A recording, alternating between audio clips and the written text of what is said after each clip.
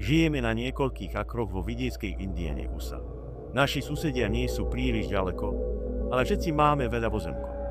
Na našich pozemkoch máme veľa stromov a náš sused sa o svoj pozemok dobre nestará. Takže je veľa zarastených, viete, pár spadnutých stromov a veľa polámaných konárov. Vedeli sme, že stav ich majetku bol pravdepodobne preto, že dom vlastnil starší pár a majetok bol rozsiahly. Máme potok, ktorý oddeluje naše domovy, ale malý pás ich pozemku je prístupný z nášho dvora. Kvôli prerastaniu a stromom sme nevideli veľa z ich pozemku, keď sme sa v lete nasťahovali. Samozrejme sme nešli na ich pozemok, pretože sme nechceli neoprávnene vstúpiť. Jednej noci moja dcéra a jej priateľka kempovali na dvore a vbehli dovnútra, prisahajúc, že počuli dieťa smiať sa alebo plakať vonku.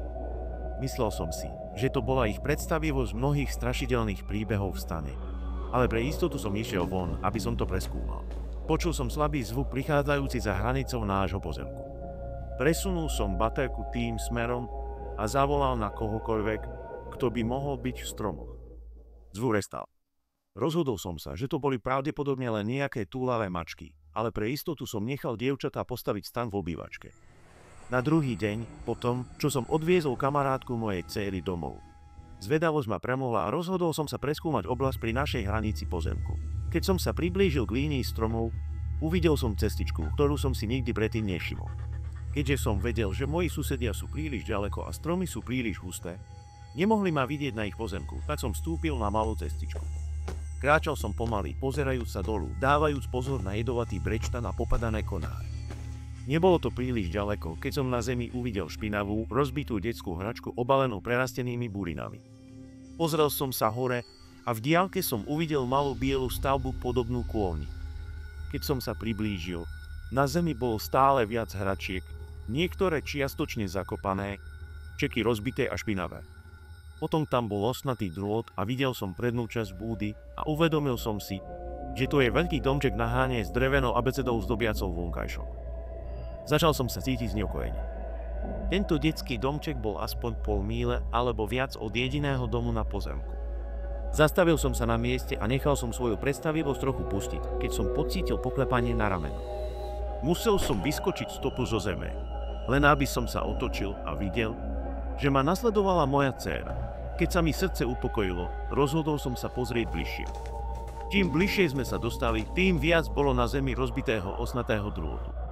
Okno na boku bolo rozbité a v streche bola diera. Bol tam rozbitý vlakový set, na ktorom by sa dieťa mohlo voziť. Predné dvere mali biely kus dreva, ktorý mal niekoho zamknúť, nie udržať ľudí vonku. V tomto momente bola moja dcéra v panike a prosila nás, aby sme sa vrátili domov. Ale musel som sa aspoň pozrieť cez okno, inak by sa moja myseľ túlala všetkými možnosťami, čo by tam mohlo byť. Keď som ustupoval na stranu kôlne, moja dcéra ma v strachu nasledovala tesne za mnou.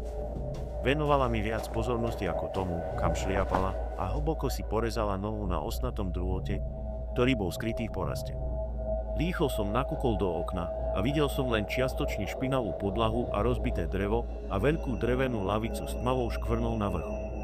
Zdvihol som svoju dcéru, ktorá bola presvedčená, že jej noha odpadne. Opustili sme susedov majetok a vzal som ju k lekárovi, aby dostala injekciu proti tetanu a vyčistili ju.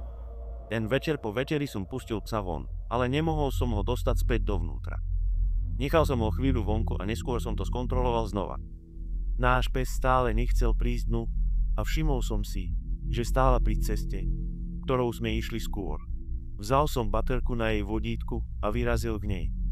Kráčala, kňučala a všade okolo čuchala.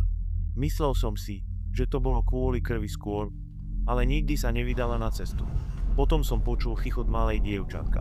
Zavolal som na dieťa, ale neprišla žiadna odpoveď, len nejaké šuchotanie v listoch. Behol som dovnútra so psom, aby som skontroloval svoju dcéru a uistil sa, že je stále v dome. Ležala v posteli, hlboko spala. Nasledujúce ráno som šiel priamo k detskému domčeku, ale keď som sa približoval, nie to bolo zle. Rozbité hračky sa zdali byť na rôznych miestach a keď som sa dostal k domčeku na hranie, moje srdce sa cítilo ako to na TH. Po celej strane detského domčeka boli detské kresby v krvi mojej dcéry.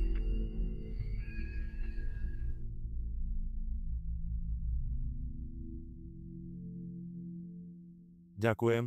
že ste zostali až do konca videa. Ak by ste chceli podporiť kanál, pozrite si odkaz na mail v popise videa.